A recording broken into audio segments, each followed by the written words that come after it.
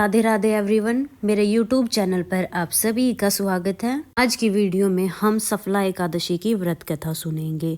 तो सफला एकादशी की व्रत कथा सुनने के लिए हम एक लोटा जल ले लेंगे और अपने हाथ में थोड़े से तिल ले लेंगे। आप फूल या तिल लेकर सफला एकादशी की व्रत कथा सुन सकते हैं। तो चलिए अब मैं आपको सफला एकादशी की व्रत कथा सुना देती हूँ। अर्जुन बोले, हे दीन बंधु, आप कृपया करके पौष मास के कृष्ण पक्ष की एकादशी के विषय में बताएं। उस एकादशी का क्या नाम है, उस दिन किस देवता की पूजा की जाती है और उसके व्रत करने की क्या विधि है। कर यह विस्तार पूर्वक मुझे समझाएं। श्री कृष्ण भगवान बोले, हे तुम्हारे स्नेह के कारण मैं तुम्हारे प्रश्नों का विस्तार सहित उत्तर देता हूँ। अब तुम इस एकादशी के व्रत के महात्म्य को सुनो। हे अर्जुन, इस एकादशी के द्वारा भगवान विष्णु को अति शीघ्र प्रसन्न किया जा सकता है। पौष मास के कृष्ण पक्ष की एकादशी को सफला एकादशी के नाम से जाना जाता है। इस एकादशी के आराध्य देव नारायण हैं।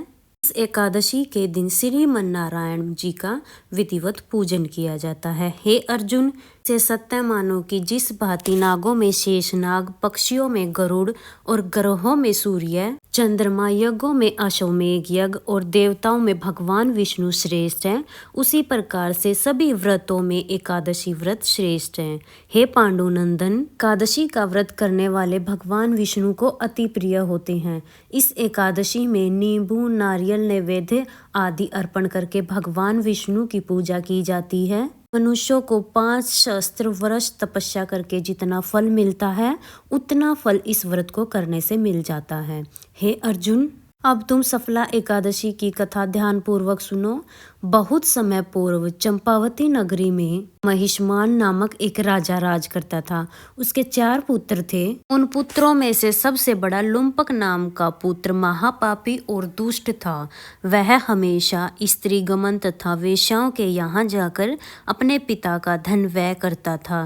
देवता, ब्राह्मण व वेश्या आदि सुपात्रों की निंदा करना उसका नित्य का काम था। प्रजाजन भी उसके कुकर्मों से बहुत दुखी थी, किंतु राजपुत्र होने के कारण सब चुपचाप उसके अत्याचार को सहन करने पर विवश थे और किसी का भी इतना साहस नहीं होता था कि राजा से उनकी शिकायत कर पाए। किंतु बुराई अधिक समय तक पर्दे में नहीं रहती है। एक दिन राजा महिष्मान को अपने पुत्र के कुकर्मों के विषय में पता चला। तब राजा ने अत्यंत क्रोधित होकर ने राज्य से निकाल दिया।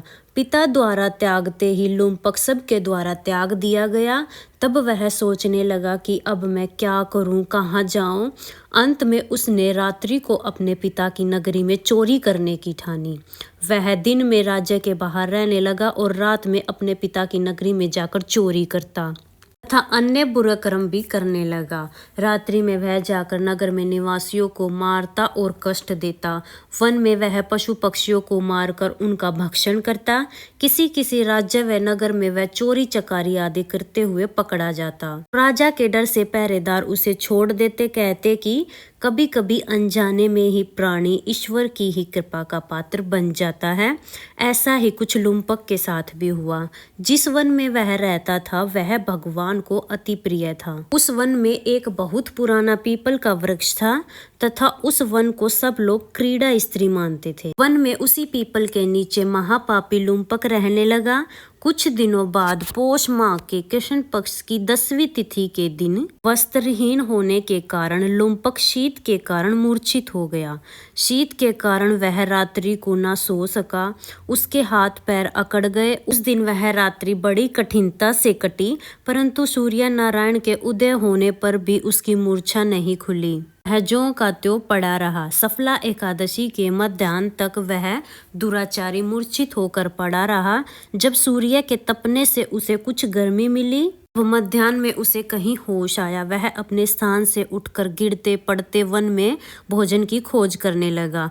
उस दिन वह जीवों को मारने में असमर्थ था, इसलिए जमीन पर गिरे हुए फलों को खाकर पीपल के वृक्ष के नीचे आ गया। तब तक सूर्य भगवान अस्त हो गए थे। भूखे होने पर भी वह उन फलों को नहीं खा सका, क्योंकि कहाँ तो वह नित्य जीवों को मारकर उनका मांस खाता था और कहाँ ये फल उसे खाना बिल्कुल भी रुचिकर नहीं लगा। अतः उसने उन फलों को पीपल की जड़ में रख दिया और कहा कि हे भगवान, यह फल आपको ही अर्पण करता हूँ, इन फलों से आप ही तृप्त हो जाएं। ऐसा कहकर वह रोने लगा और रात्रि को उसे नींद नहीं आई।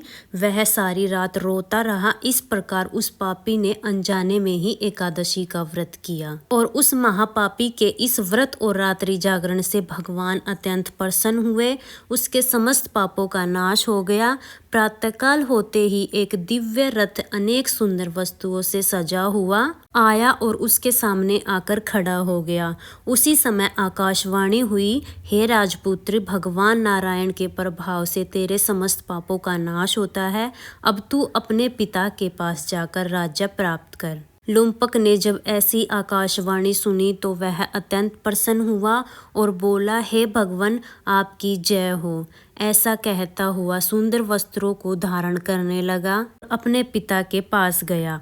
उसने अपने पिता को संपूर्ण कथा सुनाई। तब उसके पिता ने राज्य को उसे सौंपकर और जंगल का रास्ता ले लिया। अब लुम्पक शास्त्र अनुसार राज्य करने लगा। उसकी स्त्री, पुत्र आदि भी नारायण भगवान के परम भक्त बन गए। वृद्धा अवस्था आने पर अपने पुत्र को गद्दी देकर भगवान का भजन करने के लिए वन में चला गया और अंत में परम पद प्राप्त हुआ। हे अर्जुन, जो मनुष्य भक्ति पूर्वक सफला एकादशी का व्रत करते हैं उनके सभी पाप नष्ट हो जाते हैं और अंत में मुक्ति मिलती है। हे अर्जुन, उन मनुष्यों की पूंछ और सींगों से रहित पशु समझना जो सफला एकादशी के व्रत का महत्व नहीं समझते हैं।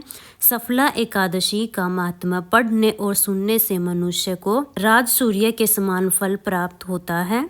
ये थी सफला एकादशी की व्रत कथा। अब हम एक गणेश जी की कथा जरूर सुनेंगे। तो चलिए गणेश जी की कथा शुरू करते हैं। एक बार एक गांव में गणेश जी का मेला लगा था। सारे गांव वाले मेला देखने जा रहे थे तो एक छोटी सी लड़की ने भी जिद कर ली कि माँ, मैं भी मेला देखने जाऊंगी। उसकी माँ ने कहा, नहीं बेटा, मेले में बहुत भीड़ होगी, तुम कहीं गिर पड़ जाओगी और चोट लग जाएगी। लेकिन लड़की नहीं मानी। अब लड़की ने हट कर लिया कि मैं भी मेले में जरूर जाऊंगी। उसकी माँ ने 2 लड्डू और 1 घंटी पानी दे दिया और कहा, 1 लड्डू और पानी गणेश जी को, बचा हुआ लड्डू और पानी तुम पी लेना। लड़की बोली, ठीक है माँ। 2 लड्डू और 1 घंटी पानी लेकर मेले में चलेगी। जाके गणेश जी के सामने बैठ गई। हे गणेश जी महाराज, 1 लड्डू और पानी तुम्हें, बचा हुआ लड्डू और पानी मुझे। यही कहते कहते सुबह से शाम हो गई। मेला भी छड़ने लगा। सभी लोग अपने घर आने लगे, लेकिन लड़की वहां से नहीं उठी। बोली, जब तक गणेश जी लड्डू खा के पानी नहीं पिएंगे तब तक मैं यहाँ से नहीं जाऊंगी। गणेश जी ने सोचा, अगर ये लड़की घर नहीं जाएगी तो इसका दोष तुम्हारे सिर लग जाएगा। अब गणेश जी छोटे से बालक के रूप में आके बोले, लो तुम्हारा लड्डू खाया, लो तुम्हारा पानी पिया, अब मांगो क्या मांगती हो। लड़की सोचने लगी, क्या मांगू? अन्न मांगू, धन मांगू, खेत मांगू, खलिहान मांगू, बैल मांगू, महल मांगू, हवेली मांगू, सुहाग मांगू, क्या मांगू? अभी लड़की सोच ही रही थी तो छोटा सा लड़का बोला, जो जो तुमने सोचा है वो सब हो जाएगा, अब तुम अपने घर चली जाओ। लड़की घर आ गई। घर आते ही माँ ने कहा, बेटा इतनी देर कहाँ लगा दी? तब लड़की बोली, माँ आपने ही तो कहा था गणेश जी को लड्डू खिला के पानी पिला के आना।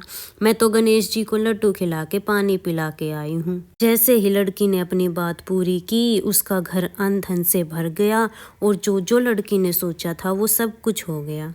हे गणेश जी महाराज, जैसे आपने उस लड़की की इच्छा पूरी की वैसे ही सबकी इच्छा पूरी करना और सबके घर को अन्न धन से भर देना। इस तरह से सफला एकादशी की कथा पूर्ण हो जाएगी। कथा सुनने के बाद जो हमने हाथ में तिल लिए हैं हम श्री हरि विष्णु भगवान को, गणेश जी को समर्पित कर देंगे।